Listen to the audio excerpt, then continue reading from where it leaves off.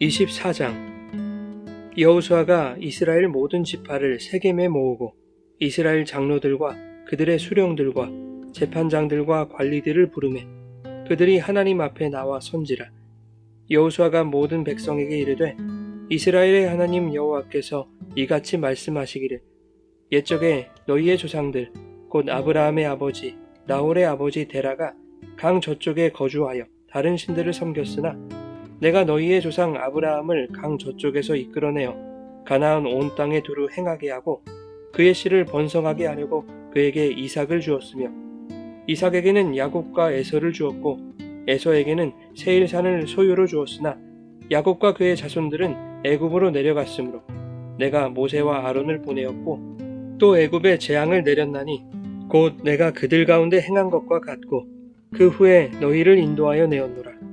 내가 너희의 조상들을 애굽에서 인도하여 내어 바다에 이르게 한즉 애굽 사람들이 병거와 마병을 거느리고 너희의 조상들을 홍해까지 쫓아오므로 너희의 조상들이 나 여호와께 부르짖기로 내가 너희와 애굽 사람들 사이에 흑암을 두고 바다를 이끌어 그들을 덮었나니 내가 애굽에서 행한 일을 너희의 눈이 보았으며 또 너희가 많은 날을 광야에서 거주하였느니라.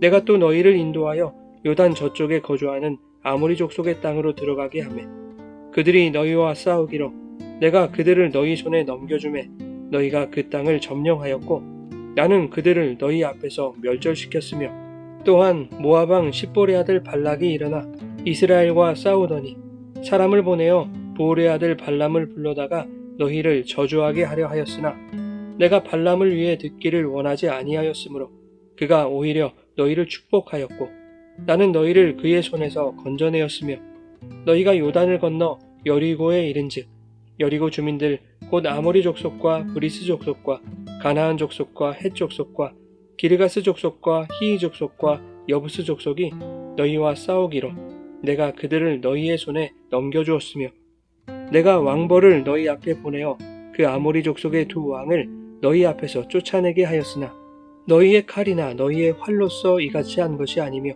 내가 또 너희가 수고하지 아니한 땅과 너희가 건설하지 아니한 성읍들을 너희에게 주었더니 너희가 그 가운데에 거주하며 너희는 또 너희가 심지 아니한 포도원과 감람원의 열매를 먹는다 하셨느니라. 그러므로 이제는 여호와를 경외하며 온전함과 진실함으로 그를 섬기라. 너희의 조상들이 강 저쪽과 애굽에서 섬기던 신들을 치워버리고 여호와만 섬기라. 만일 여호와를 섬기는 것이 너희에게 좋지 않게 보이거든 너희 조상들이 강 저쪽에서 섬기던 신들이든지 또는 너희가 거주하는 땅에 있는 아모리 족속의 신들이든지 너희가 섬길 자를 오늘 택하라. 오직 나와 내 집은 여호와를 섬기겠노라 하니 백성이 대답하여 이르되 우리가 결단코 여호와를 버리고 다른 신들을 섬기기를 하지 아니하오리니 이는 우리 하나님 여호와께서 친히 우리와 우리 조상들을 인도하여 애굽 땅 종되었던 집에서 올라오게 하시고 우리 목전에서 그 큰 이적들을 행하시고 우리가 행한 모든 길과 우리가 지나온 모든 백성들 중에서 우리를 보호하셨음이며 여호와께서 또 모든 백성들과 이 땅에 거주하던 아모리 족속들을 우리 앞에서 쫓아내셨음이라. 그러므로 우리도 여호와를 섬기리니 그는 우리 하나님이심이니이다 하니라. 여호수아가 백성에게 이르되 너희가 여호와를 능히 섬기지 못할 것은 그는 거룩하신 하나님이시요 질투하시는 하나님이시니 너희의 잘못과 죄들을 사하지 아니하실 것임이라. 만일 너희가 여호와를 버리고 이방 신들을 섬기면 너희에게 복을 내리신 후에라도 돌이켜 너희에게 재앙을 내리시고 너희를 멸하시리라 하니 백성이 여호수아에게 말하되 아니니이다 우리가 여호와를 섬기겠나이다 하는지라. 여호수아가 백성에게 이르되 너희가 여호와를 택하고 그를 섬기리라 하였으니 스스로 증인이 되었느니라 하니 그들이 이르되 우리가 증인이 되었나이다 하더라. 여호수아가 이르되 그러면 이제 너희 중에 있는 이방 신들을 치워버리고 너희의 마음을 이스라엘의 하나님 여호와께로 향하라 하니 백성이 여호수아에게 말하되 우리 하나님 여호와를 우리가 섬기고 그의 목소리를 우리가 청종하리이다 하는지라. 그날에 여호수아가 세겜에서 백성과 더불어 언약을 맺고 그들을 위하여 율례와 법도를 제정하였더라. 여호수아가 이 모든 말씀을 하나님의 율법책에 기록하고 큰 돌을 가져다가 거기 여호와의 성소 곁에 있는 상수리나무 아래에 세우고 모든 백성에게 이르되 보라 이 돌이 우리에게 증거가 되리니 이는 여호와께서 우리에게 하신 모든 말씀을 이 돌이 들었음이니라. 그런즉 너희가 너희의 하나님을 부인하지 못하도록 이 돌이 증거가 되리라 하고 백성을 보내어 각기 기업으로 돌아가게 하였더라. 이 일 후에 여호와의 종 눈의 아들 여호수아가 110세에 죽음에 그들이 그를 그의 기업의 경내 딥낫세라에 장사하였으니 딥낫세라는 에브라임 산지 가하스산 북쪽이었더라. 이스라엘이 여호수아가 사는 날 동안과 여호수아 뒤에 생존한 장로들 곧 여호와께서 이스라엘을 위하여 행하신 모든 일을 아는 자들이 사는 날 동안 여호와를 섬겼더라. 또 이스라엘 자손이 애굽에서 가져온 요셉의 뼈를 세겜에 장사하였으니 이곳은 야곱이 베크시타를 주고 세겜의 아버지 하몰의 자손들에게서 산 밭이라. 그것이 요셉 자손의 기업이 되었더라. 아론의 아들 엘르아살도 죽음에 그들이 그를 그의 아들 비느하스가 에브라임 산지에서 받은 산에 장사하였더라.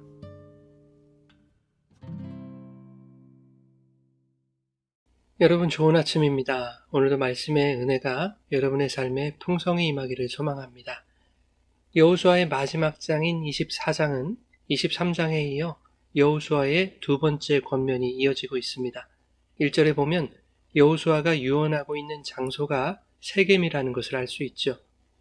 여호수아는 이스라엘 모든 지파를 세겜에 모으고 이스라엘 장로들과 수령들과 재판장들과 관리들을 불러 그들이 하나님 앞에 서도록 했습니다.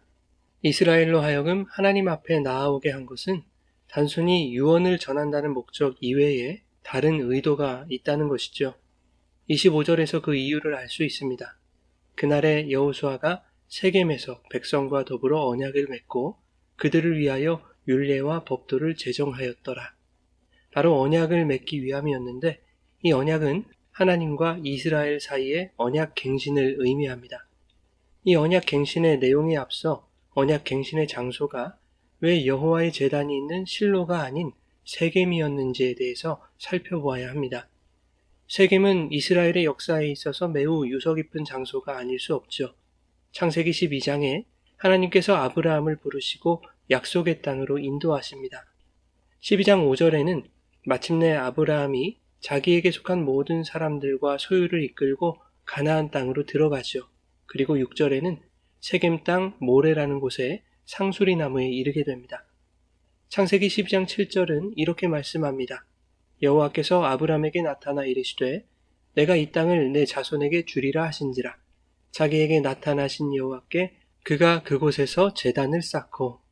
이 말씀에 의하면 세겜 땅 그리고 모래 상수리 나무는 하나님께서 아브라함에게 처음으로 나타나신 곳이고 가나안 땅을 주시겠다고 약속하신 곳이며 아브라함이 그 하나님께 처음으로 제단을 쌓고 예배드린 곳이죠.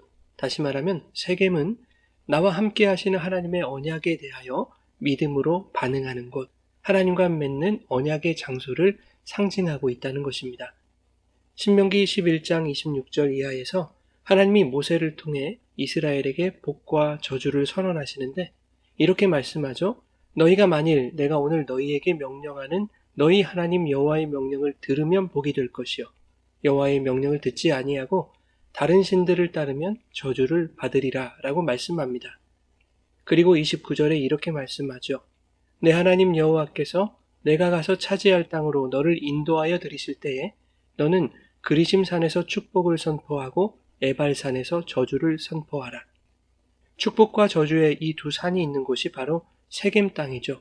그래서 여호수아 8장에서 이스라엘이 아이성 전투에서 승리한 이후에 신명기의 말씀을 따라 이스라엘의 절반은 그리심산에, 절반은 에발산에 올라 축복과 저주의 모든 말씀을 낭독하고 아멘으로 화답함으로써 하나님과의 언약을 갱신하게 되는 것입니다.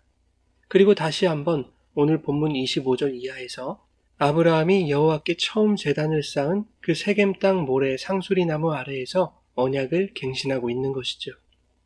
언약 갱신의 의미는 분명합니다. 그리심과 에발산에서 복과 저주가 선포되었던 것처럼 하나님의 말씀을 따르면 복을 얻을 것이요 하나님의 말씀을 따르지 아니하면 저주를 받게 될 것이라는 것입니다. 여호수아는 2절부터 아브라함의 아버지 데라의 이야기로 시작하여 출애굽과 홍해 사건, 요단 동편에서 시온과 옥을 물리친 이야기, 발락과 발람의 사건, 그리고 가나안 서편에서 7족속을 정복한 경험들을 회고하면서 창세기부터 여호수아에 이르기까지 하나님이 행하신 일들에 대해서 요약하고 있는 것이죠. 지금 이스라엘이 서 있는 이 땅이 창세기부터 하나님이 약속하신 그 언약의 땅이었음을 말하면서 하나님께서는 이스라엘의 모든 역사를 통하여 당신의 약속을 신실하게 이루어 가셨다는 것을 이스라엘 백성에게 상기시키고 있는 것입니다. 지금 이스라엘이 가나안 땅을 기업으로 받게 된 것은 모두 신실하신 하나님의 은혜임을 알게 하려는 것이죠. 12절에는 이것이 너희의 칼이나 너희의 활로서 이룬 것이 아니라고 말하고 있습니다. 또한 13절에는 너희가 수고하지 아니한 땅과 너희가 건설하지 아니한 성읍을 너희에게 주어 그 가운데 거주하면서 너희가 심지 아니한 포도원과 감람원의 열매를 먹는다 하셨다 라고 말씀하죠. 그 말씀하신 것을 하나님이 이루셨다는 것입니다. 그래서 14절은 이렇게 말합니다. 그러므로 이제는 여호와를 경외하며 온전함과 진실함으로 그를 섬기라. 너희의 조상들이 강 저쪽과 애굽에서 섬기던 신들을 치워버리고 여호와만 섬기라. 여호수아가 창세기부터 여호수아서에 이르기까지 하나님께서 행하신 역사를 요약해주고 있는 것은 이스라엘 백성이 하나님을 배교하지 아니하고 오직 여호와만을 섬기도록 권면하려는 의도였음을 알 수 있는 것입니다. 그런데 오늘 본문이 2절에서 여호수아가 아브라함의 아버지 데라의 이야기, 즉 강 저쪽에서 다른 신들을 섬겼다는 내용으로 시작하여 14절에 너희 조상들이 강 저쪽과 애굽에서 섬기던 그 신들을 버리라고 말하고 있는 것은 아직 이스라엘 백성들이 드라빔과 같은 우상의 형상을 지니고 있다는 것으로 추측해 볼 수 있는 것이죠. 23절에서 이 추측이 사실로 드러나게 되는데 여호수아가 이스라엘에게 너희 중에 있는 이방신들을 치워버리고 너희 마음을 하나님께로 향하라 라고 말하고 있다는 것입니다. 하나님이 이스라엘을 위하여 싸우시고 인도하셔서 가나안의 족속들을 물리치시고 그 땅을 기업으로 주셨음에도 불구하고 이스라엘은 여전히 그들 안에 우상을 지니고 있었다는 것입니다. 여호수아는 그러한 이스라엘에게 15절에서 이렇게 도전하죠. 만일 여호와를 섬기는 것이 너희에게 좋지 않게 보이거든 너희 조상들이 강 저쪽에서 섬기던 신들이든지 또는 너희가 거주하는 땅에 있는 아모리 족속의 신들이든지 너희가 섬길 자를 오늘 택하라. 오직 나와 내 집은 여호와를 섬기겠노라. 그러자 16절에 이스라엘은 우리가 결단코 여호와를 버리고 다른 신들을 섬기지 않겠다라고 대답합니다. 그러나 19절에 여호수아는 이스라엘이 여호와를 능히 섬기지 못할 것이라고 말하죠. 이는 여호수아의 짐작이 아니라 신명기 31장에서 여호수아가 모세로부터 지도력을 이어받을 때 하나님이 모세에게 하신 말씀이죠. 31장 16절과 21절에 이렇게 말씀합니다.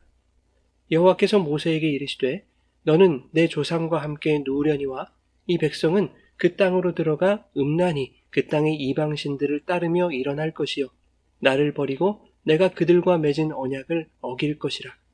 내가 그들의 조상들에게 맹세한 바 젖과 꿀이 흐르는 땅으로 그들을 인도하여 드린 후에 그들이 먹어 배부르고 살찌면 돌이켜 다른 신들을 섬기며 나를 멸시하여 내 언약을 어길 것이다.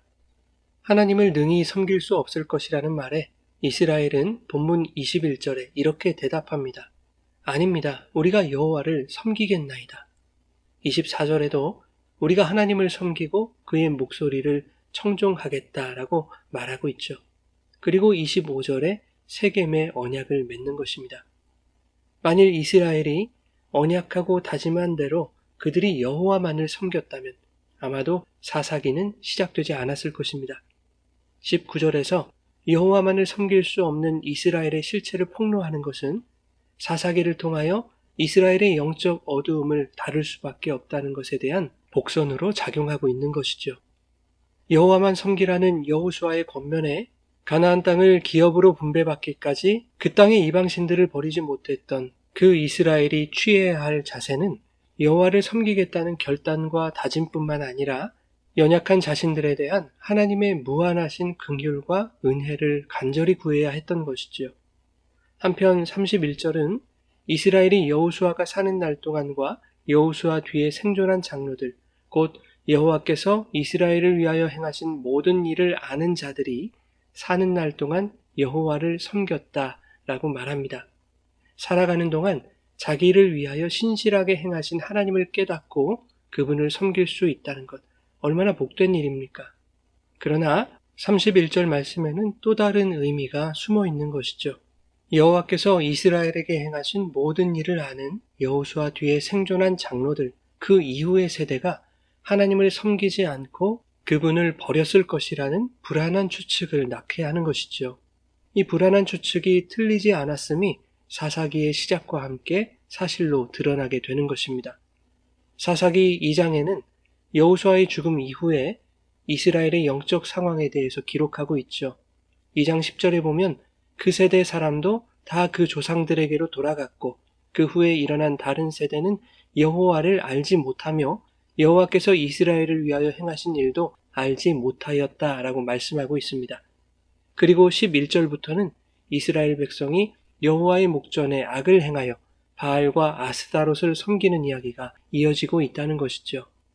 이스라엘의 신앙이 한 세대를 넘기지 못하고 있다는 것입니다. 여러분, 우리가 사는 동안 다른 신을 섬기지 않고 오직 하나님만을 경외하며 살아갈 수 있다면 얼마나 감사한 일입니까? 그런데 그것만큼 중요한 숙제가 우리에게 주어졌습니다. 그것은 하나님이 우리 조상의 하나님, 그리고 지금 나의 하나님에서 그치는 것이 아니라 다음 세대의 하나님이 되실 수 있도록 우리의 후손에게 믿음의 유산을 물려주는 것입니다. 그러기 위해서는 오늘날 개신교 안에 만연한 기복주의, 형식주의, 율법주의, 물질주의, 성공주의, 세속주의 등이 다음 세대에 영향을 주지 못하도록 지금 여호와를 아는 우리가 그 모든 우상적 요소들을 근절하는데 최선을 다해야 한다는 것입니다. 사랑하는 여러분, 오늘도 온전함과 진실함으로 여호와를 경외하며 하나님만을 섬기는 삶을 살아가실 때에 모든 우상적 요소들과 치열하게 싸움으로 우리의 후손에게 하나님을 아는 거룩한 신앙을 남겨주는 부끄럽지 않은 믿음의 선배들로 살아갈 수 있기를 예수님의 이름으로 축원합니다.